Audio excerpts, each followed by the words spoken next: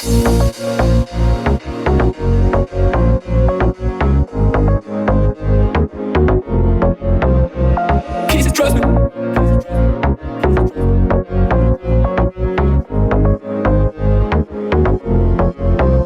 Hello guys, you're welcome back to my channel. This is Sim and Stitches again. Alright, on today's tutorial we'll be making a bubu dress. This is a special one. It has the Agbada neckline. So Agbada is a traditional wear for Yoruba tribe. So it's usually for men, but now women are taking over. Okay, so we are going to be making this bubu. Bubu are comfortable, they are stylish, they give you that rich auntie vibe. All right, so what you do is to fold your fabric into two. We are going to be cutting the front part first, and then you mark out your starting point with 1 inch from the top.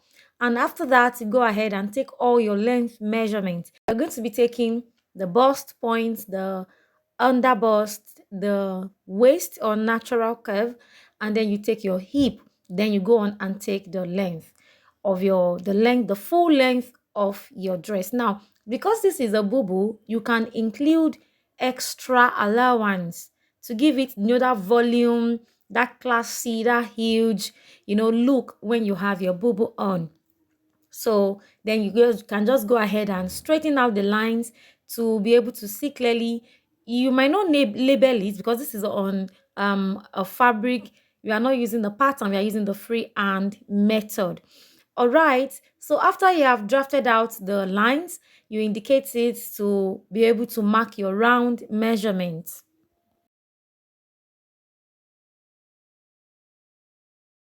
So the next thing you do now is to take your shoulder measurement. All right, so you mark your shoulder measurement divided by 2. Whatever you have is what you use for the shoulder line. And then you take from your shoulder point to the length of your sleeve. From your shoulder point to the length of your sleeve, you measure it. Whatever you have there is what you're going to be marking on that same straight line. So you extend it like that, whatever you have as your shoulder to sleeve length. So that is what you mark. So I used the elbow. I used the elbow measurement, which was 12 inches. So I added my 12 inches to the extension of the shoulder length. So after that, you mark your neck depth. My neck depth is going to be 7 inches. So I used 7 inches for neck depth, and my neck width is 3 inches, just 3 inches. Now you have to be careful with the neck width so that it won't be too wide. So you go on and just use your 3 inches for your neck width. All right, so the next thing you want to do now is to mark your armhole. So on that round sleeve measurement, the extension of the sleeve that you marked, you're going to come down by 1 inch first. So you come down by 1 inch and you link it up to your neck width, to that neck width that you have marked. So you go there and mark that. And then the next thing you want to do now is to mark your armhole measurement. So whatever you have as your armhole, you mark it on this length extension for your sleeve. So that's what you're going to be marking. All right, as you can see that, then you connect them together. You can see what I did here. Just give it a curve, a little curve to where your bust line is. Now on the bust line, I doubled my bust measurement. So what you have as your bust measurement, you double it, you make it into 2. So it's going to be, let's assume you have your bust divided by 4 as 10. So by the time you are marking it on this line, you mark 20 instead of 10. You mark 20. So that is how you do for all the other measurements. Or you can just use whatever you have as your bust and mark it all the way down. But me, because I'm going to be having it as a cowl bubu, so on the hip line, I doubled my hip also by 2. My hip measurement divided by 2. That was what I used on this line. And then when I got to my knee length measurement, I came in by 2 inches. I came in by 2 inches just to give me that slight curve, just to have a slight curve at the knee length so that it won't be big. It will just give me a curved, rounded shape on the knee length. And that was what I did. So I connected it from the knee length that I just curved. I connected it all through to the whole length of the dress, so the full length of the dress. And that is just how I shaped out my measurement. It is very simple and easy to do. You can see what I just did there. So you mark it and go all the way down. Just pay close attention to this. So you mark it and go all the way down. It is very easy. So the next thing you do now is to cut your back piece. Now, before we go ahead to cut the back piece, we're going to be shaping the neck piece. We're going to be shaping the neck first. All right, so what you do now is to turn your fabric to the other side and trace out the neck shape that you have on that side that you just marked. You trace it out on the other side. You know, this is the side that we have not marked. So you trace it out the shape just to give you a full view of your neck line. The same neck width and the same neck depth that you used is what you're going to be using here. Then after that, you spread it open. You open up your fabric to give you a full view. Yes, see what I'm saying? You can see the box there, the neck side showing the box showing the neck side. So this is what you're going to be having now. So the next thing you want to do now is to mark 4 inches from your neck depth. So you mark 4 inches. You mark it on one side of your neck piece. So whichever side you want to use, either the left or the right, you mark your 4 inches. Now you connect that 4 inches to the other side. Look at the way I'm doing mine. So to the stopping point of the other side. So from the 4 inches, you give it a curved shape such that by the time you get to the other side, it's going to be having a pointed neck. So it's going to be pointing towards the line. So just follow what I just did here to give you that shape that you have. So 4 inches, then you point it all the way, curve it down to the other side of your neck. And you are good to go with the neck shaping. Now we go on to cut the back. The back is very simple as well. You can just place your front pattern on the new folded fabric. So you place your front pattern on the new folded fabric. Now the difference between the back and the front in this is the neck width. The neck is different. So for the neck of the back, we are just going to be having 1 inch depth. It's going to be having 3 inches width, but 1 inch neck depth, just 1 inch neck depth. You can make yours 1.5, but I did mine to be 1 inch. So that was what I did. All right, so you just place it on it and trace it out. Now I want you to observe that for the sleeve part, I included my hemming allowance. So after I measured 12 inches, remember I measured 12 inches for the sleeve extension, I added 2 inches for folding in the sleeve hemline. So don't forget to add that in yours too. So you cut it out and shape out your fabric. You are good to go. So the next thing now is for us to cut the front part where you're going to be placing for the neck, the facing for the neck.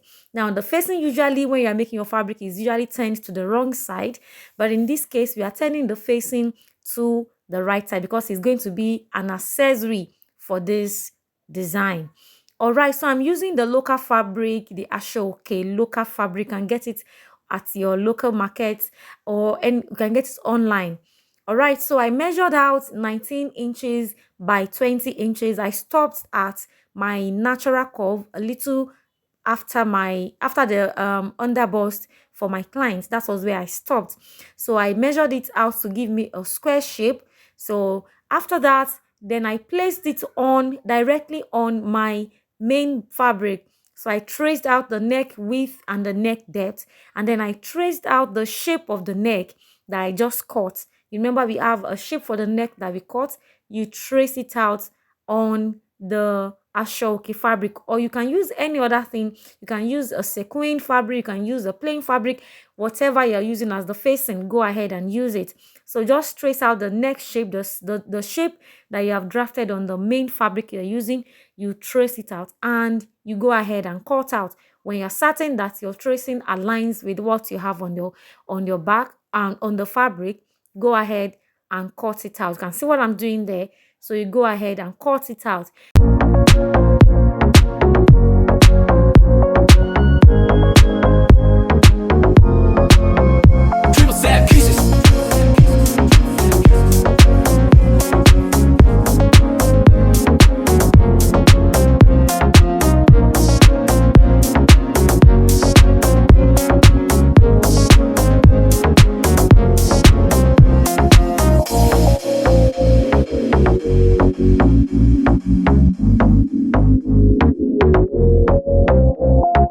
Okay, so the next thing you want to do now is to take it to your sewing machine and sew out the neckline. You sew the neck, you sew the edges of the facing. You can see the way I turned the edges of the facing to give me the shape that I want. I followed the neck shape. So then you take it to your machine and stitch it all the way. You can see this now. So I folded my shoulder to give me just 2 inches at the shoulder line, and I stitched it to give it. You can just go ahead and be dramatic. You can do whatever design. You can be creative with your neck piece. So the next thing now is to turn the facing for the neck of the back as well.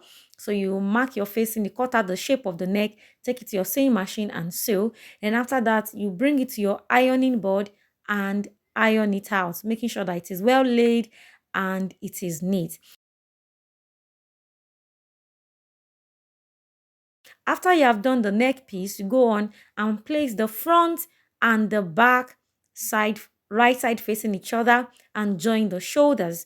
You're going to be joining the shoulder for the neck and the shoulder for the back, for the front and the shoulder for the back. So by the time you are done joining, you have 2 pieces left to be joined at the shoulder angle. All right, after joining the shoulder, you go ahead and turn the sleeve as well. You turn out the sleeve for each of this piece. So you remember the allowance that we added for the sleeve. You turn it, ensuring that it is well laid. So you turn it in. All right, so you can initially use your hemming gum to hold it in place before taking it to the sewing machine. You know, the hemming gum gives you that, that firm structure, and it also helps you to have a neat finishing and a neat work. All right, so after you have done that, then you join the sides. You join it at the sides. You can see I'm securing it with a pin there. But then you take it to your sewing machine, you join the sides, follow the lines, and then you trace it out.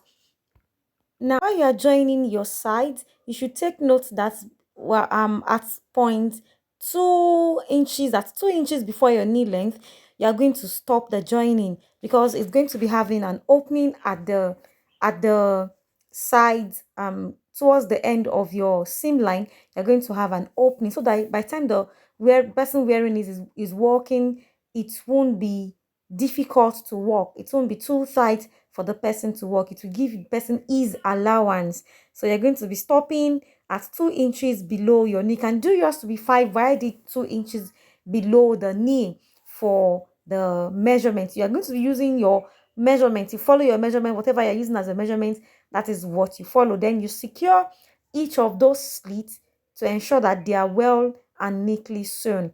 And after that, you go ahead and hem your cloth. You hem it with your hemming allowance that you added. So I added 2 inches as hemming allowance. So my client's measurement, the full length was 55. So I added extra inches. Then I also added 2 inches to that extra inches, just to give it the bogus, the vibe, that rich auntie vibe. You can see the way she is very, very lovely. The bubu came out nice and beautiful. See the neckline, very easy to make. All right, so I hope you enjoyed watching this video. Please give it a thumbs up. Please subscribe to my channel if you haven't subscribed. Like this video, share this video, and leave a comment for me. If you have any question regarding this tutorial, go ahead and ask. I'm going to answer you.